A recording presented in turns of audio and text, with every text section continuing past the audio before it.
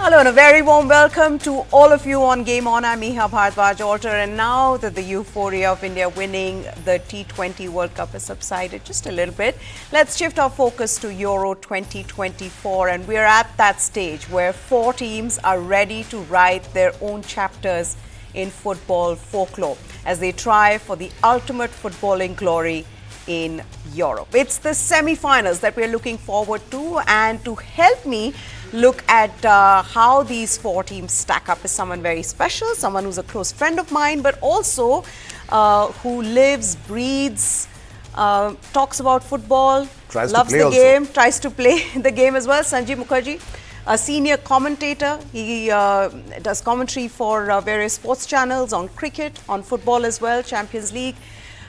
So he's here with us, and welcome, first of all. Thank you, Mayor. Been a while. Been a while. And that too, we're talking about Euro football. I know. Unbelievable.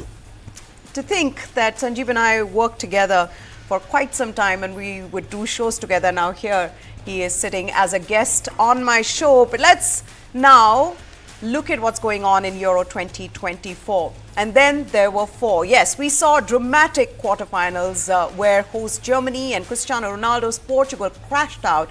But now Euro 2024 enters its semi-final phase with matches on Tuesday and Wednesday. Here's everything you need to know about the last 4. So let's start. First of all, which are the 4 teams that have qualified? It's Spain. Let's start with Spain, the only team with a 100% winning record, scoring 11 goals in 5 games. England may not have played attractive football, but they don't care. So they are in the semis. Then France, who've been one of the best defensive sides in the knockouts, but will want their captain to come to the party. They want Kylian Mbappe to fire, and this is the best time. Then there is Netherlands, the second best attacking side with 9 goals in 5 games. Those are the 4 teams. The first semi-final is between Spain and France on Tuesday night, Wednesday morning, which is on 10th of July at 12:30 a.m. Indian time. It will be played at Munich Football Arena in Munich. So mark your calendar. Spain versus France on Wednesday, but basically Tuesday night at 12:30 a.m.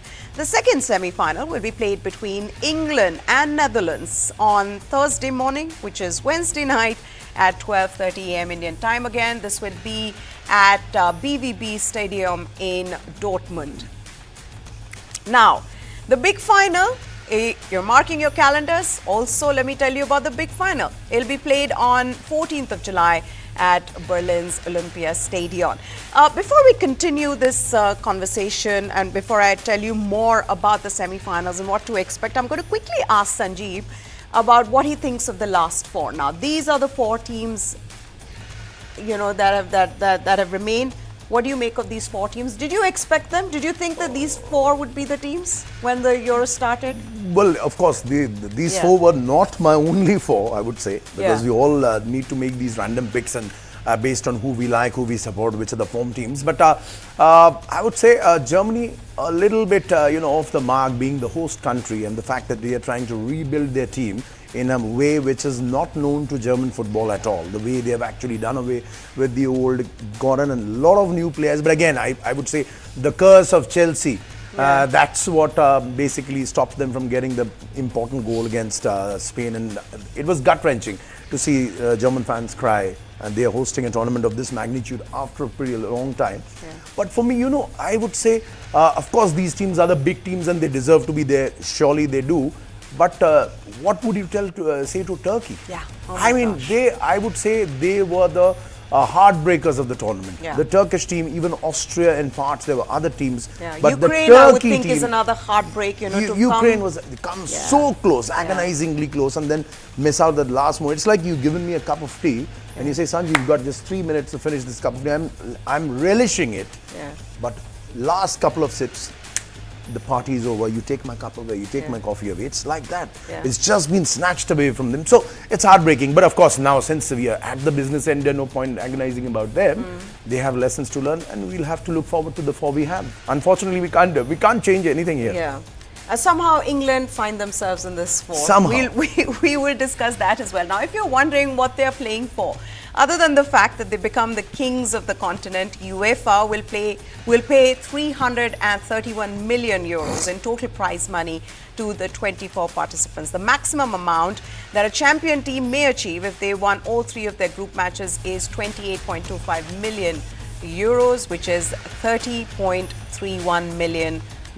So let's also take a look at who has scored the maximum goals in this tournament so far. 4 players are tied for the top scorer with 3 goals each. One is George Mikotadze from Georgia, Jamal Musiala, Germany, Cody Gakpo from the Netherlands, and Ivan Schranz from Slovakia. Among them, only Gakpo will play in the semi-finals. Now, how about the head-to-head records of the semi-finalists? In the France versus Spain finals, Spain have a better record, having won 16 games, while France have won 13, and they played 7 draws between them. Let's also take a look at who history favors between the Netherlands and England. The Oranje has a slight advantage in that they won 7 games, while England have won 6, and they've played 9 draws between them. So that's the head-to-head record. But we're going to get to the specifics of that particular game between England and Netherlands, and of course Spain and France. But quickly, is Gareth Southgate a genius, or is he just a lucky manager? I will say none of them. I would say none of them. Yeah. Why do you say that? You know, first and foremost, because this is an Indian channel, and I'm free to say what I can, because the British have enough pundits who are lambasting Gareth Southgate more often than not for not having done the wrong thing. But the fact is that, I mean, what is he doing? Yeah. You really want to see a team which is saying it's coming home, it never comes home. That's number one. Yeah. The song which keeps on repeating since 1966, so 34 and 24, 58 years, it's never come home. If it comes home, I'm not going to be surprised. But if this is the brand of football you play, with such big superstars, you have a plethora of riches, as they say, footballing riches, and yet you are not able to play attractive football. Harry Kane is supposed to be a talisman. He is a shadow of himself. He should be benched immediately. Yeah, mark my words, he might play in the semi-final and score a hat-trick, and then you might send me a message saying that you just said he should be benched, but on current form he should be benched. You have a team which is a Harry Kane, you have a Jude Bellingham, you have a Phil Foden, you have Kyle Walker and the likes, Declan Rice, Bukayo Saka, and all you do is scoring 5 or 6 goals? Yeah. Really? Not you want me to believe that? But the one thing I would say with Southgate has really worked very well, and you know, that's a lesson for a lot of people, is the psychology of the penalty kick. I know you might start laughing, but actually there is a Norwegian sports scientist who has actually written a book, and I even never knew about it till about a few days back, on the art of pressure. How to overcome pressure while taking a penalty kick. What was taken as a game of lottery, a game of chance, now they've gone really deep into it. The players are focused, they are being shielded, their training tactics are not told to anyone.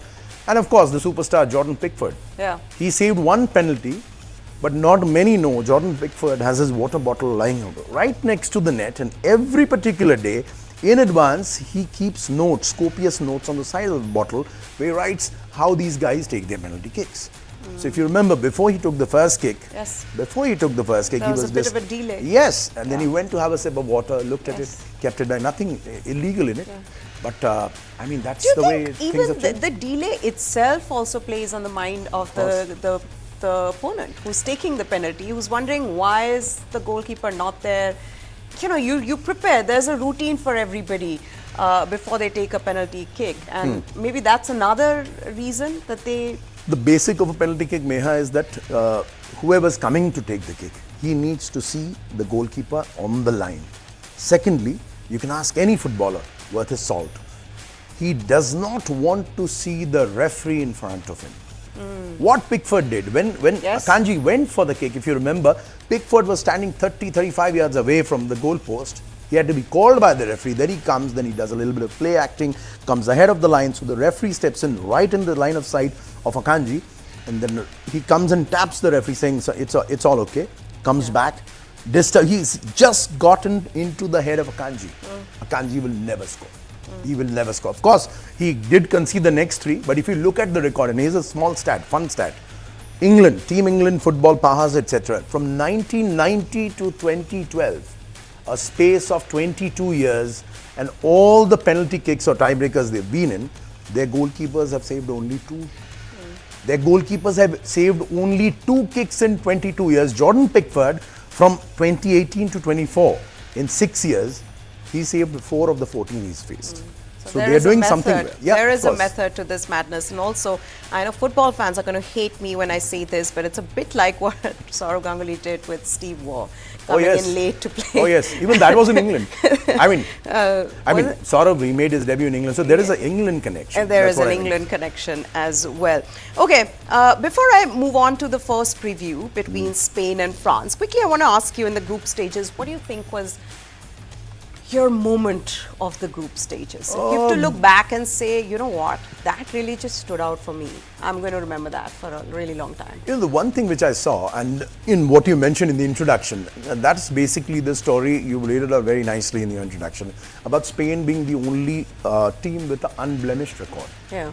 And mark my words, Spain might be home to Barcelona, and you know how I think about feel about Barcelona and Real Madrid, and as being favourites. They played superb football. But if you look at every other team, from England to the Netherlands to Germany, who didn't really qualify, France, everybody was struggling. What I found in this Euro was that there's some sort of balancing which is happening. You might be a big legacy team, you might have a massive football culture, team might be filled with superstars who are doing very, very well at international club level. But when you come to the Euro, suddenly Hakan Şükür, 30 years back, but suddenly you see a Turkey awakening. Suddenly Albania gives you a fright. Suddenly a Slovenia gives you a fright. Denmark also runs you ragged. You remember what happened? Gareth Southgate got pelted with teacups and coffee cups and another liquid cup of a certain type after his team's limpid display against Denmark. So these are the teams which showed us the way that football can be played in a very different way. And you know, one thing which is so good about Euro, not so much about the previous World Cup, other than the Messi magic, is that it's shown us, as you said, method to madness. Whenever we look at football, it's about patterns, formations, 4-2-3-1, 3-5-2, 3 at the back, switching, you know, inverted fullback, etc., etc. It's too much about tactics. It's too much about a laptop. It's too much about an iPad. It's too much about football being played here.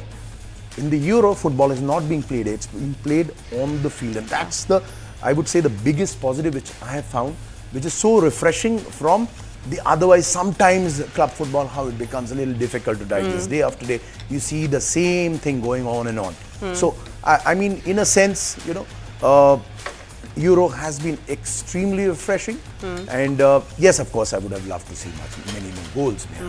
Yeah. We watch football for goals. Were you surprised by the last minute goals as well? There were so many goals in this tournament that I saw, especially case in point England's games, where England just loved to fall behind and then come back and sneak in a goal in the dying moments. Yeah, they were dead and buried. If it wasn't for that Jude Bellingham and then Jude Bellingham's bicycle kick, it would have never happened. So yeah, of course, I mean, late goals, they add to the drama, don't they? Yeah, they do. They add to the drama. So I mean, you know, it sort of embellishes the tournament. But also at a point of time, I would say that people, I think, the way sport has moved, end of the day, it's a very simple thing.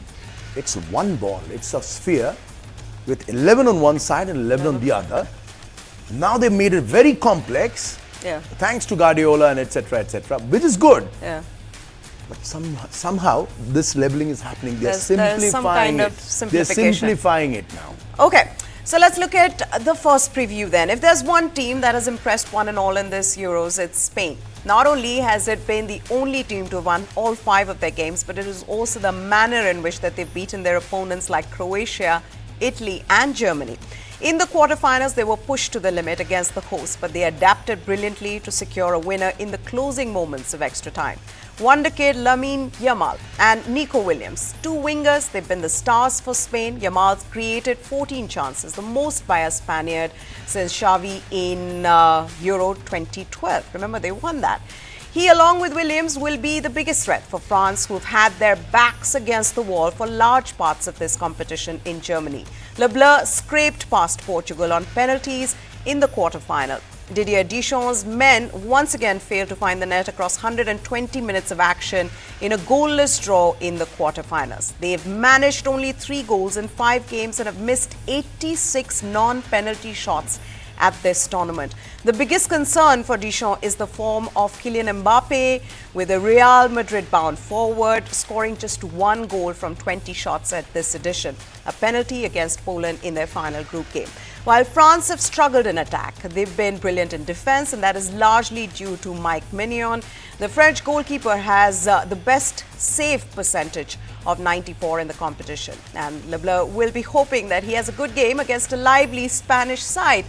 Luis de la Fuente, though he will have a few selection headaches to tackle ahead of this semi-final, given that Pedri will miss the game due to a knee injury he suffered in the quarterfinals, along with Pedri, Carvajal and Norman will miss the game due to picking up suspensions in the quarterfinal. And I can tell you, if Germany versus Spain was it was seen as the final before the final, this is going to be just as exciting, because here is one team which is attacking, in the game that they play, and they're up against a defensive France. On top of that, when you have players like Yamal, players like Nico Williams, and constantly on the move, I mean, those wings are never empty. They're just running across from one end to the other, tireless. It's fascinating to watch, and it's not tiki-taka, which is the other thing. That's the important thing, that whenever we discussed Spain, over the years, you and me have worked together previously in different organizations. We used to not call them Spain, we used to call them La Furia Roja, which means the Red Army, and they were literally like Red Armies, marching, passing each other, and Spain has always outpassed its opponents. Always been on the ball, a mixture of tiki-taka, a mixture of total football. They've always outpassed their opponents, be it a Germany, even a Brazil, 3-2-1. But right now, if you look at the stats, the Spaniards don't pass as much. They do not play so much amongst themselves. They have these complex patterns, and they've got very, very speedy thrusts down the wings. But the only issue, I would say, I mean, look at this youngster, and sometimes I just wonder that maybe they're a little, Spain is a little unlucky. Because I would they would want their match to get over way before 10 o'clock. Because the German labor laws, on a funnier note, do not allow underage kids, teenagers, to work beyond 10 o'clock. So for athletes, it's stretched till 10. So if you remember one of those games, he was playing so well, suddenly he had to be taken off. And I was like, what's going on? Then I asked a friend, and he told me that, well, German labor laws are very strict. You cannot employ a teenager, even if it's an athlete, beyond 10 o'clock local time. So I'm not sure of the timings. That's one thing. Secondly, you look at the Spanish team, and the ghosts of the past are gone. The ghosts of the past are gone. They're all new players. And here again, the unexpected. Dani Olmo. Who would have thought that he would be the superstar player? They had Carvajal going out, Pedri going out after just 8 minutes. Jesus Navas might come in for Carvajal. But, I mean, Spain has a lot of options. They do. But the one thing I fear is that, as you rightly said, Spain might have played their best game. They played their hearts out against Germany. Before the final, if they run out of steam, if they've already given off their best, this might be the only chance for a very timid France, which is completely disjointed lot. I mean, Kylian Mbappe looking after his nose with ice packs, and he's certainly not the Mbappe which we know or have seen. Antoine Griezmann doesn't seem to exist on the field. He's a ghost. Anonymous, absolutely. Okay, quickly, we're running out of time, but there is a second semi-final. It's England who defeated Switzerland on penalties, and Netherlands who ended Turkey's dream run in the quarterfinals. Both teams haven't had a smooth run in this tournament. Let's begin with Netherlands. They finished third in their group after losing to Austria. They had to come back from behind to get the better of Turkey, but despite the struggle, Netherlands have managed to get to their first Euro semi-final in 20 years. And if there's someone who can take credit for helping his team, it's Cody Gakpo, who's been in spectacular form. He's the leading goal scorer with 3 goals in 5 matches. England, on the other hand, finished top of their group but won only 1 game while drawing against Slovenia and Denmark.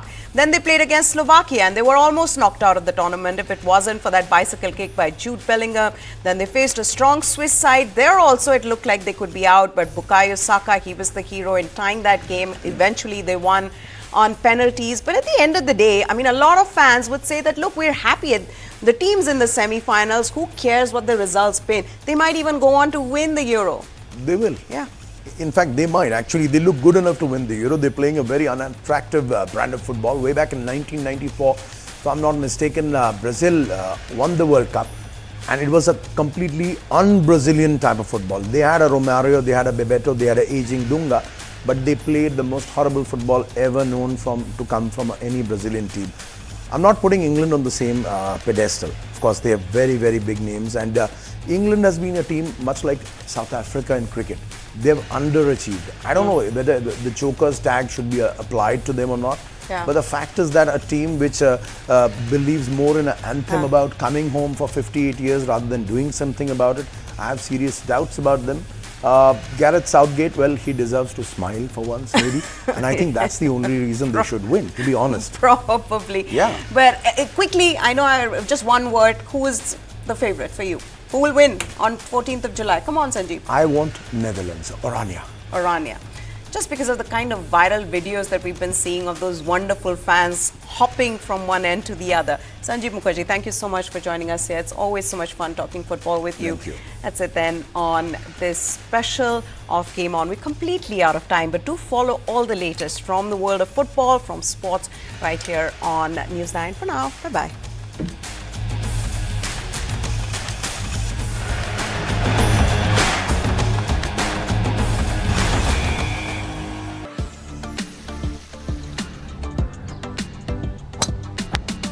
There are beautiful golf courses, there are well-played golf courses, there are great greens. But I think we are a combination of everything. Now, because of the nature-friendly atmosphere here, plenty of water, you can hear the birds. So lots and lots of birds live on this golf course. Every corner you have a different vista. You have the beautiful Sayadri range behind you and it's just endless. It keeps going on and on and on and on. So I think no matter what floor you are, you're always slapped in the face by this most amazing view that takes your breath away for a second.